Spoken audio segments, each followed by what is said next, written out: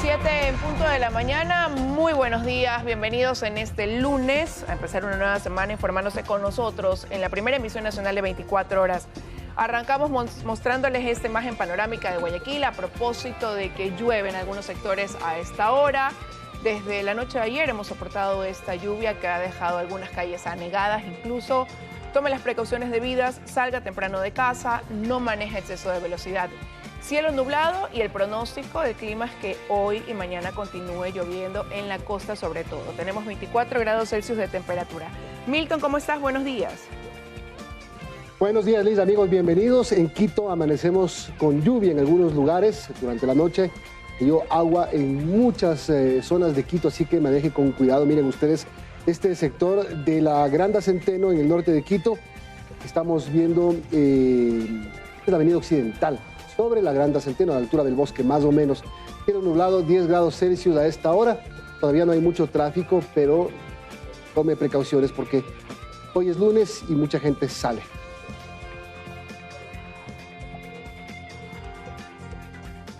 Hola Milton, qué gusto compartir contigo. ¿Cómo estás? Bien, Liz, estamos listos para contarles quiénes nos acompañarán hoy en las entrevistas ya mismo. Así es, el Consejo de Administración Legislativa, el CAL, calificó el inicio de juicio político al presidente de la Judicatura, Mario Godoy. Este trámite fue remitido a la Comisión de Fiscalización, por eso conversaremos con el asambleísta de ADN y presidente de esa comisión, Ferdinand Álvarez. Va a estar con nosotros el doctor José Chalco, abogado constitucionalista, para analizar esta polémica resolución de la Corte Constitucional. ¿Se prohíbe o no el aporte privado en los sectores energéticos? Bueno, ya les contamos y lo aclaramos más adelante. Vamos con el desarrollo de las noticias.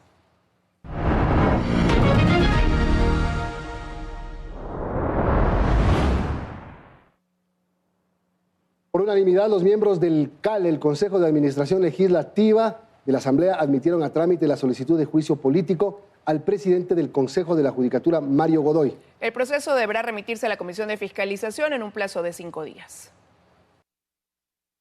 El proceso de juicio político contra Mario Godoy, presidente del Consejo de la Judicatura, inició oficialmente. En menos de media hora, los asambleístas del Consejo de Administración Legislativa CAL decidieron admitir a trámite el proceso de enjuiciamiento presentado por legisladores de la Revolución Ciudadana. Michelle Mancheno, considerada como cercana a Godoy, fue la que mocionó a favor. El control político es una obligación constitucional cuando existen cuestionamientos sobre la administración de justicia. Y aquí nadie está por encima del escrutinio público. Otros asambleístas señalaron además que se da trámite a esta solicitud porque cumple los requisitos, no por presiones políticas o mediáticas. Es importante señalar que se avanzó de forma expedita y transparente dentro de los plazos establecidos por la ley.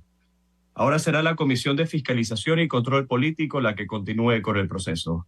Estamos atentos a que esto termine como todo el país espera. Y sí, en un máximo de 5 días el trámite pasará a manos de la Comisión de Fiscalización y Control Político. Allí se presentarán las pruebas necesarias de cargo y descargo. Es decir, en al menos un mes conoceremos si el juicio político pasa al Pleno de la Asamblea. Mientras tanto, la comisión encargada deberá elaborar y aprobar un nuevo informe tras escuchar todas las voces y declararlo favorable, archivarlo o emitir un informe de posturas.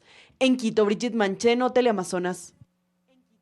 Y a la par avanza en la Asamblea el pedido de juicio político a 5 vocales del Consejo de Participación Ciudadana señalados por dar su voto para que Mario Godoy sea designado presidente de la Judicatura.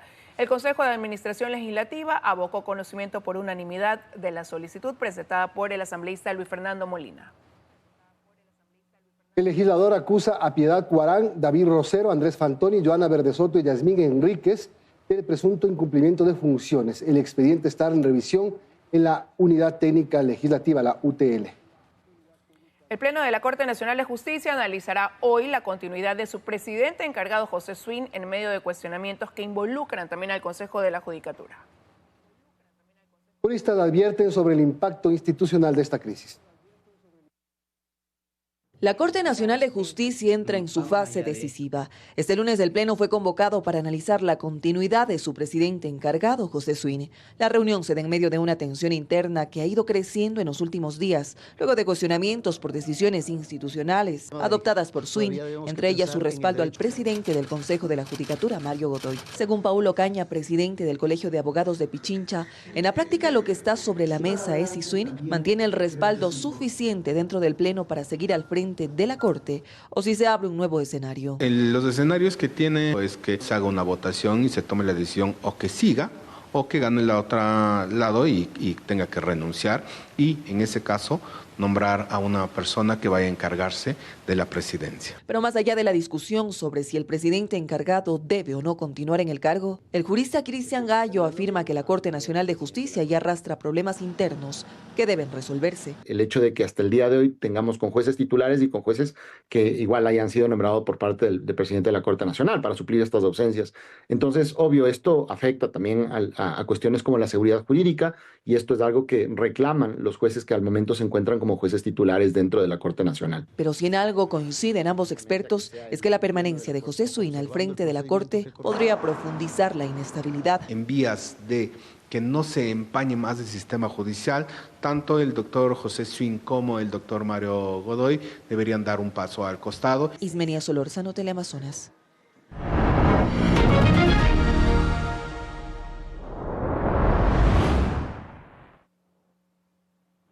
El impresionante hallazgo de 5 cabezas humanas colgadas junto a un mensaje intimidatorio cerca de la playa de Puerto López se suma a una escalada de violencia en ese cantón de Manabí. Ever Moreira se trasladó hasta esa localidad para darnos más información a esta hora. Hola, Ever.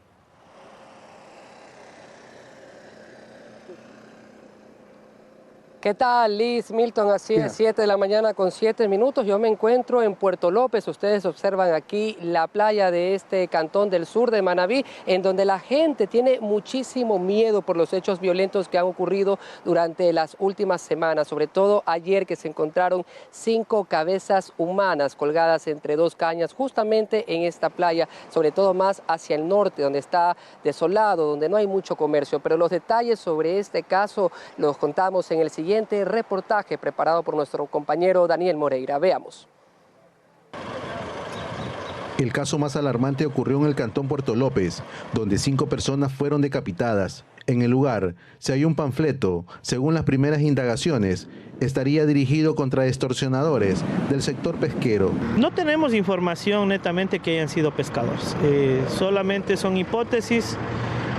Uno de ellos tiene antecedentes de lo que se pudo verificar y eso obviamente se determina que realmente no estaban realizando labores de pesca. La escena generó conmoción entre turistas y habitantes. La Policía Nacional también investiga si este ataque estaría relacionado con la masacre anterior registrada en el cantón, donde 7 personas fueron asesinadas, entre ellas una menor de edad. En el cantón El Carmen, específicamente en el sitio La Manga del Cura, un ataque armado en el interior de un centro de tolerancia dejó 5 personas fallecidas. Mientras tanto, en Manta, la violencia no dio tregua. Entre sábado y domingo se reportaron varios ataques armados que dejaron un saldo de 10 personas muertas. Desde la provincia de Manabí, Daniel Moreira, Teleamazonas. Varios hechos violentos registrados en Manabí y es por ello que la gobernadora activó el Consejo de Seguridad. Sin embargo, aquí en Puerto López no hemos visto mayor presencia policial ni militar como semanas atrás cuando ocurrieron otros hechos violentos y sobre todo durante el feriado de fin de año. Este es el informe que tenemos desde aquí del sur de Manabí. Ustedes, compañeros, tienen más información en estudio. Buenos días. Un buen día para ti también, Ever, gracias. Más de 5 ataques armados se registraron el fin de semana en distintos sectores de Guayaquil. Uno de ellos ocurrió en el barrio Cuba, en el sur de la ciudad, en Guayaquil, hecho que dejó una persona asesinada y 2 heridas. Salió a trabajar con un amigo en una tricimoto cuando minutos después lo asesinaron a tiros en la cooperativa Cordillera del Cóndor, sector del Fortín, en el noroeste de Guayaquil. Se trata de apenas un joven de 16 años a quien su madre salió a buscar desesperada luego de recibir la alerta de que lo habían atacado a tiros. Solo este fin de semana se reportaron al menos 5 asesinatos y más de 7 ataques armados en Guayaquil. El domingo ocurrieron más de 5 eventos delincuenciales. Uno fue un ataque de antisociales a un policía durante una persecución en el norte de Guayaquil. El uniformado fue llevado al hospital de la policía con una herida de entrada y salida en la mejilla. Mientras que en las calles Cuenca y 6 de marzo, una persona fue asesinada dentro de un vehículo afuera de una discoteca. Se trata de Javier Genaro Asensio, de 33 años. En este ataque también se reportó una persona herida.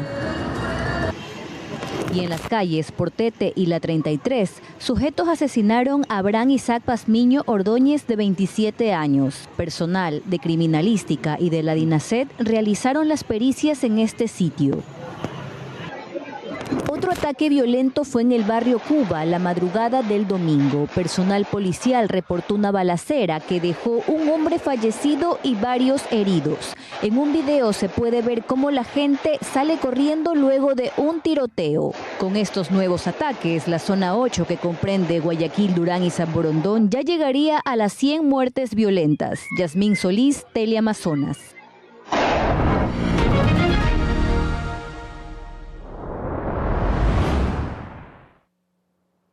El presidente de los Estados Unidos, Donald Trump, confirmó una reunión con la presidenta interina de Venezuela. Además, dio a conocer que su nación estudia opciones muy fuertes para Irán. A bordo del Air Force One, el presidente de Estados Unidos, Donald Trump, discutió sobre varios temas de interés. El mandatario confirmó que espera reunirse en algún momento con la presidenta interina de Venezuela, Delcy Rodríguez, y reveló conversaciones directas sobre petróleo. En algún momento nos reuniremos. Sí, ha sido muy bueno. Nos preguntó si podíamos aceptar 50 millones de barriles de petróleo. Y le dije que sí, son 4.200 millones de dólares. En otro frente internacional, Trump aseguró que Irán busca negociar con Washington en medio de una sangrienta presión contra manifestantes. El presidente advirtió que, aunque se prepara una reunión, Estados Unidos podría actuar antes si la violencia continúa. Irán llamó, quieren negociar. Creo que están cansados de que Estados Unidos los maltrate. El mandatario estadounidense también lanzó una dura advertencia a Cuba, asegurando que no habrá más petróleo ni dinero y exhortando al régimen a llegar a un acuerdo antes de que sea demasiado tarde. En el ámbito interino, el mandatario defendió al agente migratorio que mató a tiros a una mujer en Minneapolis, en un caso que desató protestas masivas en varias ciudades del país. La gente no puede tratar así a las fuerzas del orden. No se puede hacer eso. Finalmente, una declaración que sacudió a la OTAN. Trump aseguró que Estados Unidos tendrá Groenlandia de una forma u otra. Si no nos apropiamos de Groenlandia, Rusia o China lo harán. Y no voy a permitir que eso suceda. De una forma u otra, vamos a tener Groenlandia. Con mensajes directos, amenazas y promesas de negociación, Donald Trump vuelve a posicionar a Estados Unidos en el centro del tablero global. Mateo Paredes, Teleamazonas. Irán endureció la represión contra las protestas por la crisis económica que ya se han extendido a más de 100 ciudades. Según la ONG Iran Human Rights, con sede en Noruega, al menos 192 manifestantes han muerto en las protestas. Además, miles de personas han sido detenidos en medio de un prolongado corte de internet. El gobierno decretó días de duelo y llamó a una marcha de apoyo al régimen, mientras la ONU pidió moderación ante una de las mayores crisis internas que enfrenta el país en años. 7 de la mañana y 14 minutos, momento de ir a nuestra primera pausa. Regresamos enseguida.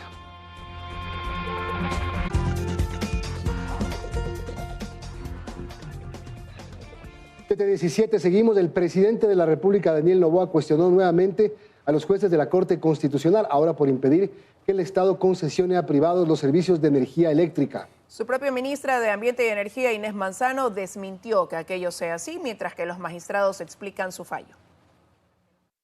Una nueva pugna entre el Gobierno Nacional y la Corte Constitucional reaviva el debate, esta vez por la concesión de servicios eléctricos a privados. Y es que tras la decisión de los jueces de derogar el numeral 1 del artículo 25 de la Ley Orgánica de Servicio Público de Energía Eléctrica, el presidente de la República, Daniel Noboa, no solo condenó la decisión de la Corte y la señaló como parte de un cálculo político, sino que reveló los rostros de los jueces que votaron a favor de, menciona, prohibir al Estado concesionar concesionar a privados. Sin embargo, mientras Noboa critica con dureza a la Corte, desde el Ministerio de Ambiente y Energía el tono fue distinto. Su titular Inés Manzano aseguró que el fallo no afecta los proyectos eléctricos en marcha ni las delegaciones ya realizadas, al aclarar que la resolución no es retroactiva y que el desarrollo del sector energético continúa. Por su parte, y casi de manera inmediata, la Corte Constitucional también se pronunció y explicó que declararon inconstitucional apenas una de las causales legales